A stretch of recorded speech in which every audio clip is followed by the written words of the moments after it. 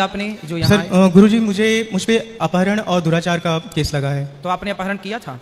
गुरुदेव मैंने अपहरण नहीं किया था। लड़की ने मुझे ये बताया था कि उसकी माँ उनको प्रताड़ित करती है। मैंने लड़की को ये बताया था कि मैं शादीशुदा हूँ और मेरे बच्चे भी हैं। तो लड़की ने बताया था कि उसके माँ बाप दोनों अलग रहते हैं और वो मुझे सोशल साइट पे मिली थी। उससे पहले मैं कभी मिला भी नहीं था, सिर्फ सोशल साइट पे ही हमारी कम्युनिकेशन चलती थी। तो उसने मुझे ये बोला कि मेरी माँ वो माँ के साथ रहती थी। माता पिता दोनों उनके अलग अलग रहते हैं किसी कारणवश। तो उनकी माँ उनको काफ़ी मारती डांटती थी, गालियाँ देती थी काफ़ी ज़्यादा। तो लड़की अपनी माँ से दूर होना चाहती थी। तो उसने मुझे बताया कि मैं दूर होना चाहती हूँ। मैंने आप सभी चैनल को सब्सक्राइब कर लीजिएगा। जो भी YouTube पर देख रहे हैं चैनल को सब्सक्राइब कर लीजिए और शेयर कीजिएगा। आप सभी का स्वागत करती हूँ अपने YouTube चैनल में।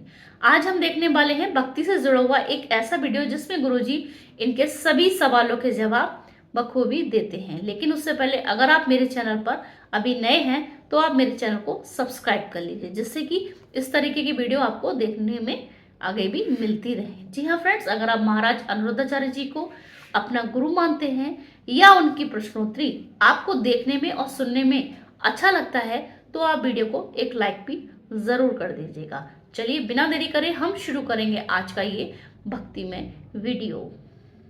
जब हम किसी कर्म का पश्चाताप करते हैं तो उस पश्चाताप का एहसास अपने परिवारजनों को या फिर दूसरों को कराना आवश्यक है क्या, और फिर उन्हें इस चीज़ का एहसास कैसे करा सकते हैं? क्या गुनाह किया आपने जो यहाँ सर गुरुजी मुझ पे अपहरण और दुराचार का केस लगा है। तो आपने अपहरण किया था? गुरुदेव मैंने अपहरण नहीं किया था। लड़की ने मुझे ये बताया था कि उसकी माँ उनको प्रताड़ित करती है। मैंने लड़की को ये बताया था कि मैं शादीशुदा हूँ और मेरे बच्चे भी हैं। तो लड़की ने बताया था कि उसके माँ बाप दोनों अलग रहते हैं और वो मुझे सोशल साइट पे मिली थी। उससे पहले मैं कभी मिला भी नहीं था, सिर्फ सोशल साइट पे ही हमारी कम्युनिकेशन चलती थी। तो उसने मुझे ये बोला कि वो माँ के साथ रहती थी। माता पिता दोनों उनके अलग अलग रहते हैं किसी कारणवश। तो उनकी माँ उनको काफ़ी मारती डांटती थी, गालियाँ देती थी काफ़ी ज़्यादा। तो लड़की अपनी माँ से दूर होना चाहती थी। तो उसने मुझे बताया कि मैं दूर होना चाहती हूँ। मैंने उसे समझाया कि देखो वो तुम्हारी माँ है, उनको छोड़कर मत जाओ। मेरा भी परिवार है, मैं भी उन्हें छोड़कर नहीं जा सकता। तो उसने ये बोला कि या तो तुम मुझे जैसे सोशल साइट पे हमें दो महीने ही हुए थे बात करते करते। फिर उसने मुझे वहाँ पे धमकी जैसे कुछ शब्द बोलने चालू किए कि या तो तुम मुझे यहाँ से ले जाओ, नहीं तो मैं सुसाइड कर लूँगी। उसके बाद भी मैंने उसे समझाया कि देखो तुम्हारी माँ है, उन्होंने 9 महीने तुम्हें गोद में रखा है, तो उन्हें छोड़कर मत जाओ। तो उसने बोला मैं कुछ नहीं जानती, मैं यहाँ पे अगर रहूँगी तो मैं सुसाइड कर लूँगी। तो इस वजह से मुझे काफ़ी प्रेशर दिया गया और उसकी जो बात करने का जो टोन था उसमें ऐसा लगा कि शायद वो सच में सुसाइड कर लेगी। और उस समय गुरुदेव मुझे ज़्यादा धाराओं के बारे में नहीं पता था, लेकिन मुझे सिर्फ इतना डर लगा कि अगर वो कुछ करती है तो इसमें कहीं 302 या 307 के चक्कर में मैं न फंस जाऊं। लेकिन उस गलती को बचाने के लिए गुरुदेव मुझसे दूसरी गलती हो गई। मुझे पहली बार भोपाल आना पड़ा और यहाँ पे आने के बाद भी जब मैं बस स्टैंड पे आया तो वो पहली बार मैं उससे मिला। वहाँ भी मैंने उस लड़की से आप भोपाल में मिले? जी, उस लड़की से आप मिले, फिर क्या हुआ? मैंने उसे समझाया कि देखो अभी भी वक्त है, लौट जाओ, कुछ भी नहीं बिगड़ा है। फिर तो उसने बोला मैं लौटने के लिए नहीं आई हूँ। तो मैंने बोला देखो बहुत कुछ प्रॉब्लम हो जाएगी, मुझे भी दिक्कत है, मेरी भी फैमिली है। तो उसने बोला देखो मैं सब कुछ संभाल लूँगी। मैंने कहा संभालना क्या है? तो कहती मैं जी नहीं पाऊँगी यहाँ पे आपके बिना। तो मैं आसाम में प्रेशर के चलते मुझे जल्दबाजी में आसाम में जॉब ढूंढनी पड़ी। और फिर वहाँ से इटारसी से जब मैं ट्रेन से जाने लगा तो वहाँ पे उसने बोला कि हम कुछ गलती तो नहीं कर रहे हैं। मैंने वहाँ भी उसे मौका दिया। आपने उस लड़की के संग रहना स्टार्ट कर दिया? जी, आसाम में। आसाम? जी, गुवाहाटी आसाम। जी, उस लड़की के संग आप रहने लग गए? जी, रिलेशन में रहने लग गए? रिलेशनशिप में मतलब हम साथ में रह रहे थे, लेकिन हमारे बीच मतलब ऐसा कुछ भी नहीं हुआ। हालांकि मैं जॉब भी कर रहा था, कपड़े भी धो रहा था, खाना भी बना, सारे काम घर के करते हुए मैं जॉब भी कर रहा था। तो लेकिन आपकी पत्नी के होते हुए आप पराई औरत के संग कैसे रह सकते हैं? इसी बात का पश्चाताप है गुरुदेव आज। तो फिर आखिरी में उस लड़की ने क्या किया आपके साथ? अभी सर गुरुदेव वो वापस आने के बाद जब पुलिस ने वहाँ पकड़ा तो वहाँ पे उसने बयान यही दिया जो सच था कि उसकी माँ उसे प्रताड़ित करती थी। उसने मुझे बोला, तो लड़के ने उसे मना किया, ये समझाया कि अपनी माँ को छोड़कर मत जाओ, लेकिन फिर भी मैं जिद करके उनके साथ आई। लेकिन यहाँ पे आने के बाद जब यहाँ आया भोपाल थाने, गोविंदपुरा थाने, तो वहाँ पे उसकी माँ और पापा ने भी यही कहा था कि बेटा हमें कोई केस नहीं करना, हमें बदनामी नहीं लेनी, आप चले जाना। लेकिन बाद में क्या हुआ मुझे नहीं पता, बाद में उन्होंने बयान चेंज कर दिए। फिर क्या बयान कर दिया उन्होंने?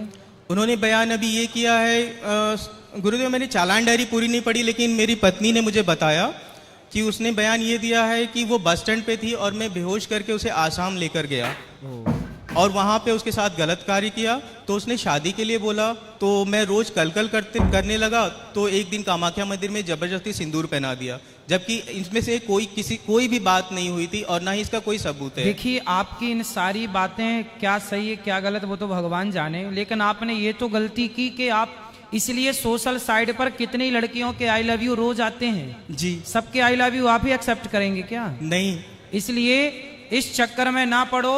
कोई भी लड़की सोशल साइट पर आपको कुछ भी भेजे कि जी मैं बहुत प्रताड़ित हूं, बहुत परेशान, आज के जमाने में इस तरह से भलाई करने का भी जमाना नहीं है। जी। समझो जी। आपने की तो भलाई, जी, फंस गए।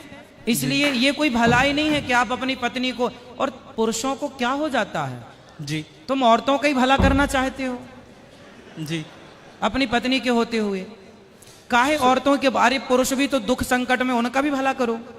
तो औरतों पे ही ज्यादा तुम्हें दया आती है, जी, उसी का दंड है ये साहब। इसलिए किसी भी पुरुष को इस तरह से किसी सोशल साइट में कोई लड़की जुड़ी हो, कभी भी आप उसके आई लव यू को एक्सेप्ट मत कीजिए, कभी भी उसकी बातों पर, झूठी बातों पर विश्वास मत कीजिए, वरना आप शिकार। आजकल तो बहुत लोग साहब धंधा करते हैं लड़कों को फंसाने का, जी, और आप जैसे पढ़े लिखे लोग फंस भी जाते हैं।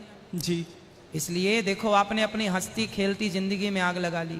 जी, आपकी पत्नी अब क्या सोचेगी कि मेरा पति, बताओ, उसने मुझे, आप भले गलत नहीं है जी, लेकिन आपकी पत्नी के मन में ये तो आ गया ना कि मेरे जी, पति ने मुझे धोखा दिया।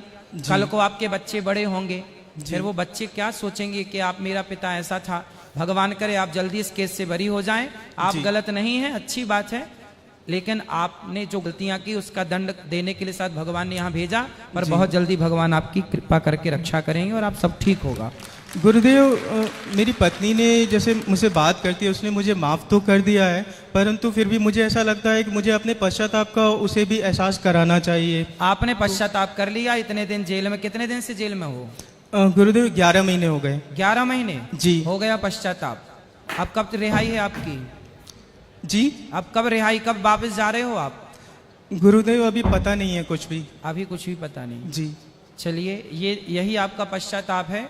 जी। पत्नी तो बेचारी माफ कर ही देगी। देखो, पत्नी के पास कोई ऑप्शन भी तो नहीं है ना माफ करने के सिवा। वो क्या कर सकती, वो क्या एक्शन, वो आपकी तरफ वो थोड़ी हो सकती कि तुमने पराई औरत से मन लगाया तो मैं भी पराई मर्द से मन लगाऊंगी, वो ये तो नहीं कर सकती। गुरुदेव, मुझे इसी बात का पछतावा है कि मैंने अपने परिवार के साथ गलत किया, अपने परिवार को धोखा जो दिया। पश्चाताप है वही पश्चाताप आपके सारे पापों को धुल देगा। पश्चाताप की अग्नि सबको जला के भस्म कर देती है। धन्यवाद बस वो गुरुदेव। गलतियां दोहराई ना जाए। नहीं दोहराऊंगा गुरुदेव कभी। खुश रहिए, खुश रहिए। धन्यवाद, प्रणाम। खुश रहिए।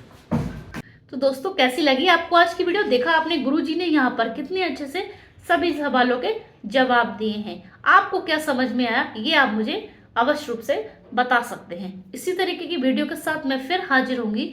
तब तक कमेंट्स में लिखना ना भूलें। जय श्री मन नारायण।